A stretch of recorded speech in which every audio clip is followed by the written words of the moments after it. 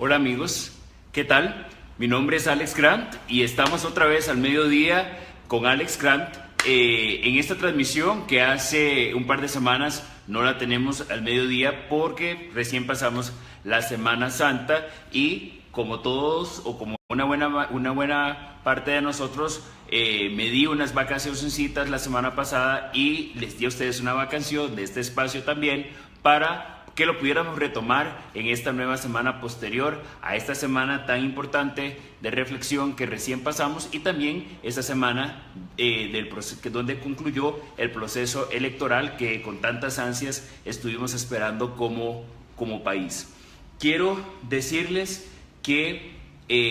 producto de lo que hemos vivido en los últimos días, lo primero que quiero afirmarles y confirmarles, y que sé que es un sentir que la mayoría, si no es que todos ustedes comparten conmigo, es que yo amo profundamente a mi país. Amo profundamente a Costa Rica y no solo a Costa Rica, sino a cada costarricense que ha tenido el privilegio de nacer en esta tierra o de, por elección, elegir venir, valga la redundancia, a residir acá y adoptar este lugar, este pedacito de tierra en el mundo como su hogar. De verdad que somos un país privilegiado y el domingo que salimos a votar, mi esposa y yo, comentábamos qué día más hermoso nos hizo, qué día más radiante de sol, de verano, precioso. En todas las direcciones que miramos veíamos las montañas y veíamos a la gente contenta con sus banderas, con sus camisetas, pitando y como que tuvimos una probadita de lo que solía ser para los que crecimos y hace varios años que votamos, lo que recordábamos que solía ser la fiesta electoral y cómo las escuelas se llenaban de niños y de personas ayudando y cómo esto era todo un gran festejo, ¿verdad? Y logramos tener un poquitito al final, después de tanta controversia y tanta cosa, un poquito de esa fiesta electoral como país y eso me alegra montones. Pero producto también de eso también me puse a pensar que este proceso electoral tan traqueteado, tan controvertido, tan tenso, sacó lo mejor y lo peor de nosotros. Mostró un poco acerca de nuestra idiosincrasia, mostró un poco cómo somos los ticos,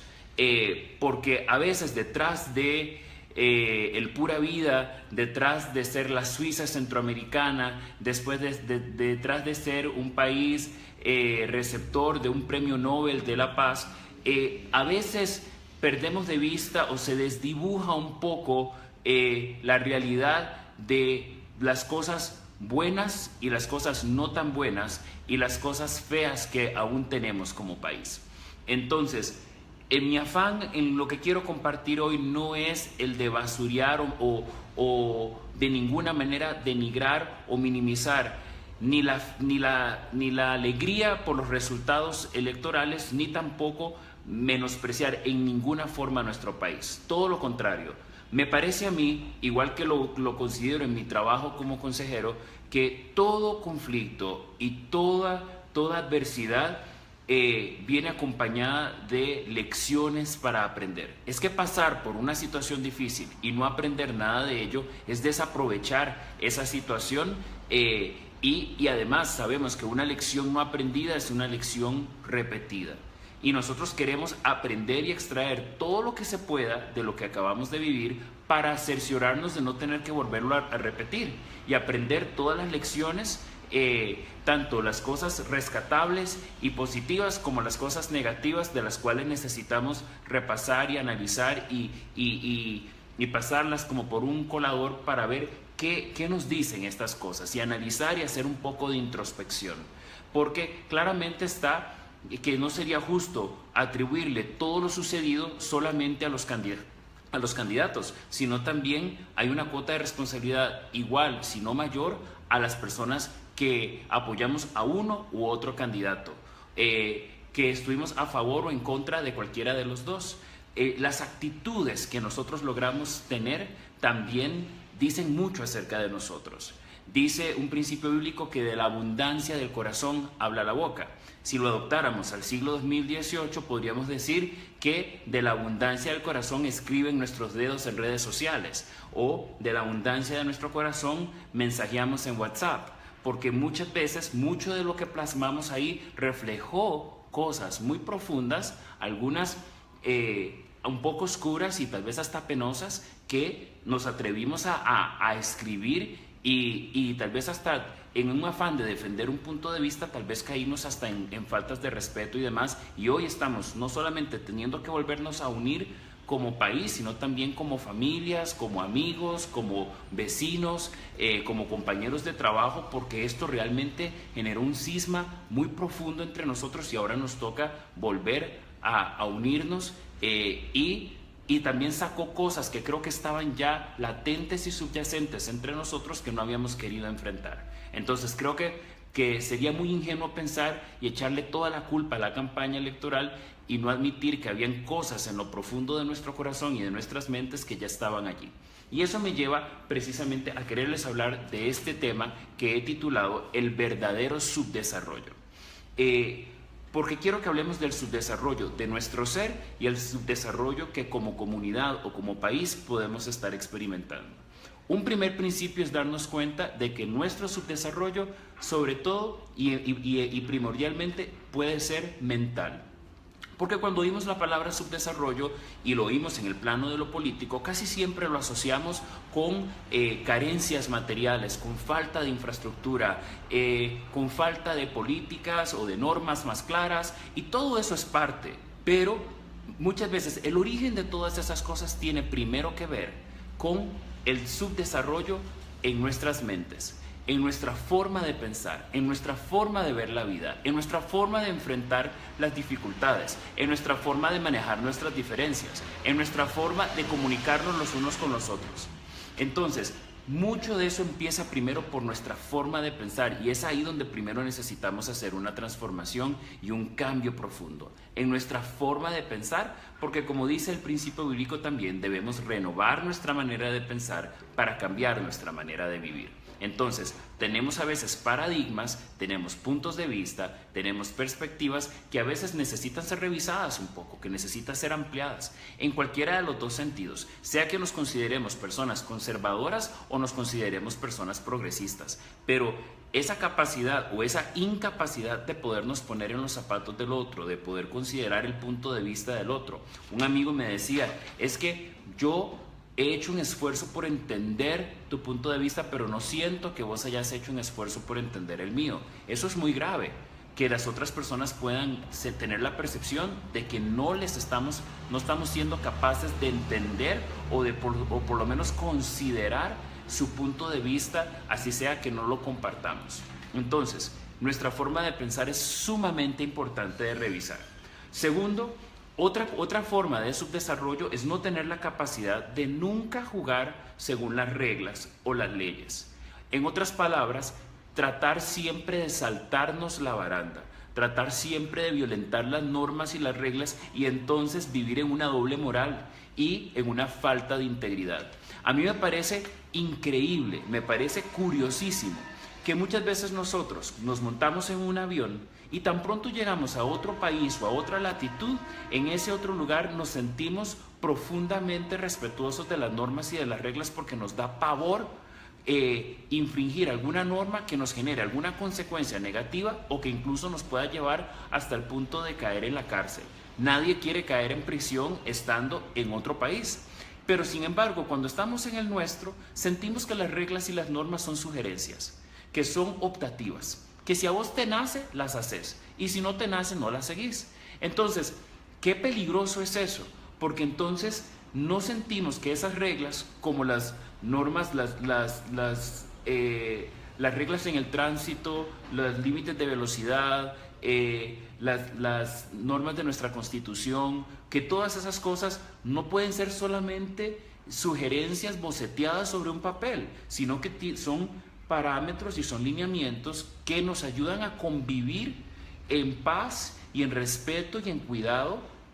el uno del otro. Y por eso es que necesitamos entender y revisar esas reglas y observarlas y seguirlas para poder garantizar que no estemos violentando los derechos ni las responsabilidades de otros,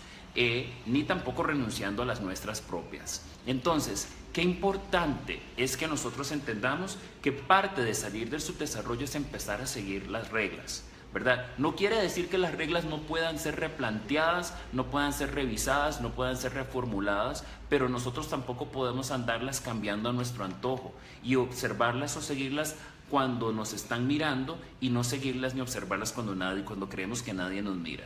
Eso es parte de nuestro subdesarrollo, ¿verdad? El no ser más ordenados. Muchos de los países de primer mundo que admiramos, una de las cosas que les caracteriza es el orden.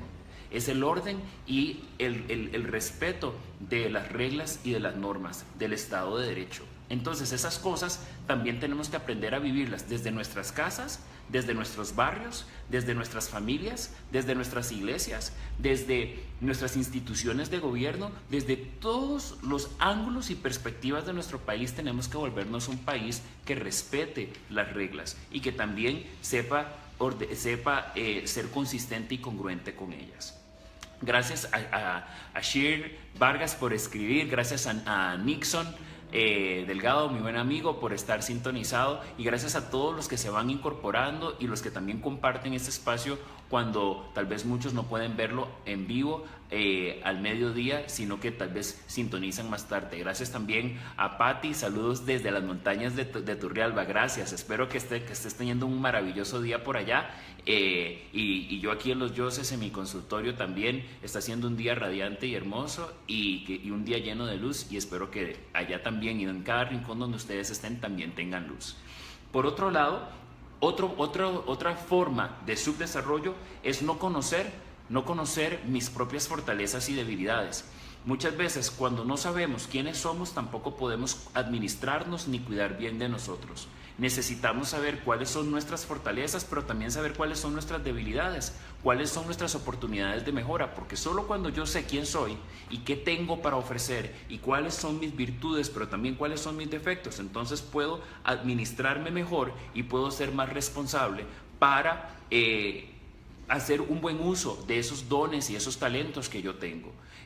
Cómo puedo sacar el máximo provecho de mí mismo y cómo puedo sacar el máximo provecho de otras personas a mi alrededor. Si yo soy el líder de un equipo, necesito saber cuáles son las fortalezas y debilidades de cada integrante de mi equipo para poder cuidarle, pero también para poderle potenciar. Nosotros necesitamos eso también. Entonces es importante que nos podamos conocer, porque no se puede amar lo que no se conoce. Y a veces decimos amar a nuestro país, pero muchas veces no lo conocemos. ¿Cuántos de nosotros tal vez conocemos el cuadrito o la cuadra donde vivo, pero no conozco cómo viven mis vecinos? No sé cómo viven las personas en el barrio de al lado, no sé cómo viven las personas en otras provincias, no sé cómo viven personas en la zona rural, no sé cómo viven las personas en lugares recónditos de nuestro país. Y tal vez creo que porque yo tengo pan y porque tengo mi arroz y mis frijoles, todas las personas a mi alrededor lo tienen, y tal vez no es así. Así que también es importante que yo pueda conocer qué hay de bueno y qué hay de potencial en cada lugar, en cada rincón de este hermoso país, para poder sacar el máximo provecho de ellos y también para acuerparles donde hayan debilidades o donde hayan carencias. También parte de nuestro subdesarrollo es no saber ponernos en los zapatos de otros para jugar en equipo y así poder sacar lo mejor de ellos y poder ser nosotros de esta manera buenos líderes. Porque precisamente parte del desconocimiento que podemos tener los unos de los otros nos impide también tener la empatía de poder ponernos en los zapatos del otro. ¿Cómo nos cuesta ponernos en los zapatos del otro? Dicen por ahí que este país se convirtió en las últimas semanas, después de que todos nos creemos técnicos de fútbol y expertos en la materia, nos hemos vuelto también politólogos. Y ahora tenemos un país de más de 3 millones de politólogos, donde todos creen ser expertos, y hay algunos más que otros, y hay muchos, en particular aquellos tuiteros, influencers, que se sienten envalentonados detrás de su plataforma para decir y deshacer y aplicársela a todo el mundo, y se creen los dueños de la verdad, y a veces son tan nocivos como las autoridades mismas a las que critican. Entonces, ¿qué responsabilidad más grande tiene cada uno de nosotros desde su plataforma, sea cual sea, de poder ser bastante responsables y cuidadosos de las cosas que decimos, de las cosas que hacemos, de las cosas que sugerimos, de las cosas que planteamos. Y nosotros necesitamos, por lo tanto, para poder trabajar en equipo, poder ponernos en los zapatos de los demás. Ponernos en los zapatos de los demás no nos compromete a pensar o sentir exactamente igual como el otro piensa o siente, pero por lo menos nos permite saber si los zapatos del otro chiman o no chiman. Nosotros necesitamos poder tener esa capacidad de poder considerar y caminar unos cuantos metros o quizás hasta kilómetros en los zapatos de otros para ver si nos gustaría o no nos gustaría, si compartimos o no compartimos su dolor, si compartimos o no compartimos su preocupación, porque creo que una cosa que también se exacerbaron en los últimos días fue el miedo. Se aplicó muchísimo el miedo en una dirección y en la otra. Y es que el miedo es muy mal consejero y el miedo es muy mal material de construcción para una relación. Por eso es que no podemos tomar o basar decisiones con base en el miedo, sino que las decisiones deben tomarse con base en la convicción. Y si algo le tengo temor, y se vale tener temor o tener algo de susto, algo de angustia alrededor de algo, debo informarme, debo documentarme, debo procesar aquello para ver en el fondo qué es lo que me inquieta, qué es lo que me preocupa, y si es un miedo que es real o simplemente es mi percepción.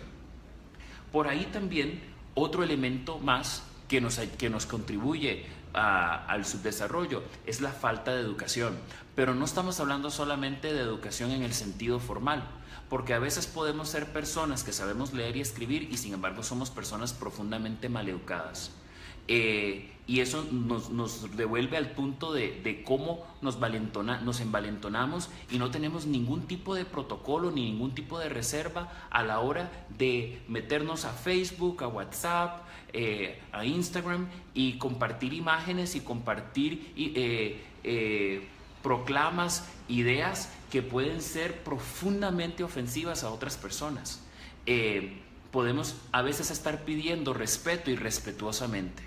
Y entonces, ¿qué maleducados lucimos cuando hacemos eso? Porque de nuevo nos muestra lo que hay en el corazón y en la mente de cada uno de nosotros. Así que a veces la falta de educación nos está empezando a cobrar una factura. Nosotros hemos sido un país profundamente privilegiado porque vivimos en un país donde los índices históricamente por mucho tiempo fueron los índices de analfabetismo fueron de los más bajos de la región, pero hoy también sabemos que existen personas que tienen un analfabetismo funcional, que saben leer y escribir, pero sin embargo son personas que están profundamente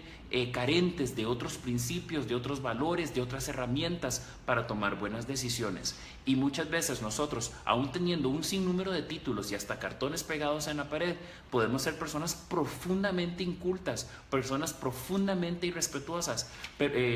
personas profundamente desinformadas, personas que tal vez somos pretenciosas y hacemos todo tipo de afirmaciones y generalizaciones y suposiciones sobre la vida de otros sin conocerles. Así que por eso es importante que también vayamos trabajando en esa falta de educación, pero de esa educación que no solamente es formal, sino que esa falta de educación que también tiene que ver con tener información que a la vez se vuelva en nosotros transformación, que cambie nuestra manera de vivir, de actuar, de interactuar, de convivir los unos con los otros. Hay un principio bíblico que dice que mi pueblo perece por falta de conocimiento. ¿Cuántos de nosotros estamos precisamente, como dice Paula Becerra en su comentario, la falta de educación nos está pasando una factura? Tiene toda la razón. Eso nos está cobrando una factura porque creemos que con solo tener las escuelas llenas y los colegios llenos y las universidades llenas estamos educando al pueblo, pero hay una educación que también tiene que suceder fuera del aula y tiene que suceder en las calles y tiene que suceder en nuestras casas y tiene que suceder en nuestras iglesias y tiene que suceder, si no soy una persona de fe, en los lugares donde me reúna, aún en los bares y restaurantes, pero tiene que haber una educación que empiece a llevarnos, a subirnos de nivel. porque no hay nada, y yo lo puedo dar fe de ello, siendo una persona de un origen tal vez más modesto que algunas otras personas, y siendo una persona también de un grupo minoritario, como un afrodescendiente, puedo dar fe de que una persona educada, no solamente en términos de información, sino en términos de buenos modales y de una buena conducta y de un buen trato y de un buen verbo, se le abren muchísimas puertas. Así que una persona que se sabe relacionar, que se sabe comunicar, que sabe interactuar, que sabe escuchar, porque no solamente se trata de saber hablar, sino también saber escuchar, eso abre muchísimas más puertas que quizás una persona que tiene muchísima información, muchísimos elementos que le acreditan formalmente, pero sin embargo es una persona profundamente maleducada en términos de su interacción con los demás. 2 puntos más para terminar. Quizás otro de los elementos que contribuye a nuestra falta de desarrollo, a tener y lo que es parte también de nuestro verdadero subdesarrollo, es la falta de fe y de espiritualidad. Todos tenemos una espiritualidad, indistintamente de que seamos personas que practiquemos o profesemos una fe o no. Todos creemos en algo más grande que nosotros. Ese algo más grande puede ser Dios, para los que nos reconocemos creyentes de Dios y de Jesucristo, pero pueden ser personas que crean en algún otro Dios, pueden haber personas que crean en el universo, en la energía, en la Pachamama, hay personas que creen en el poder de la mayoría, el poder de que hay algo más grande que nosotros cuando estamos todos juntos. Sea lo que sea, todos reconocemos que hay algo más grande que nosotros, que nos es indispensable para poder traer o realizar los cambios que anhelamos, tanto a nivel personal como a nivel social.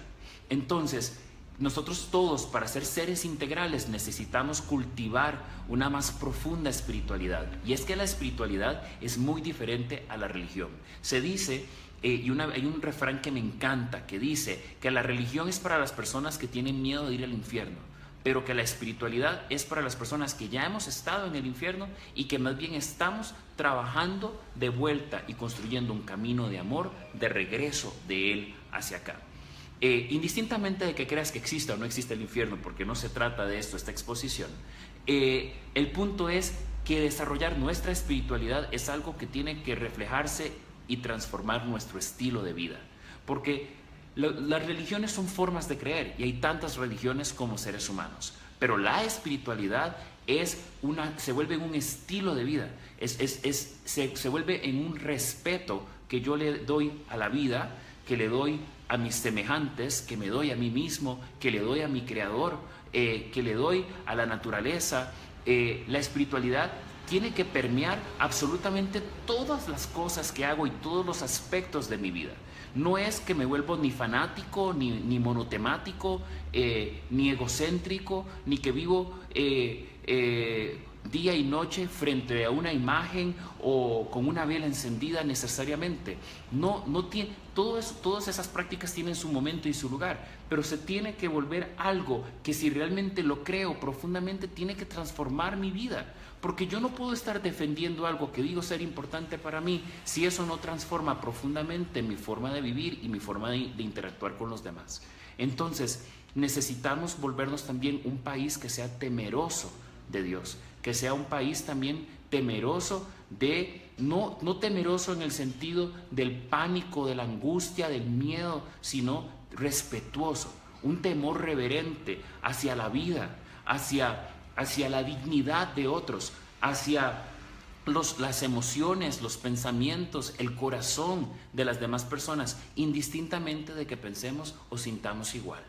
Por eso es que es importante que desarrollemos una espiritualidad, porque la falta de una profunda y genuina espiritualidad también nos está cobrando una factura. Y por eso es que esa falta esa irreverencia y esa anarquía donde nada me da miedo, donde nada me inspira respeto, donde todo me da lo mismo, donde todo lo puedo pisotear, donde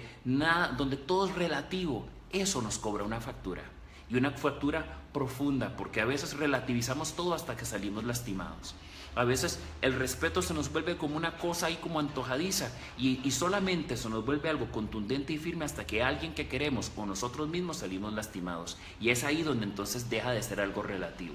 Por eso es que necesitamos también desarrollar una profunda fe y una espiritualidad. Y eso me lleva al último punto, que creo que esa falta de temor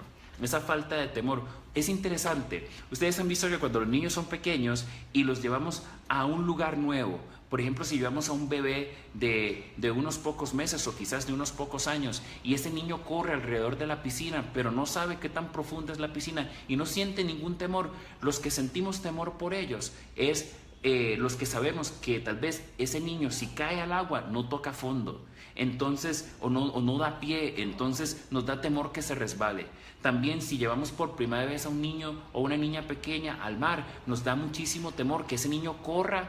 para arriba y para abajo y estamos siempre muy pendientes de que este niño no vaya a ahogarse simplemente por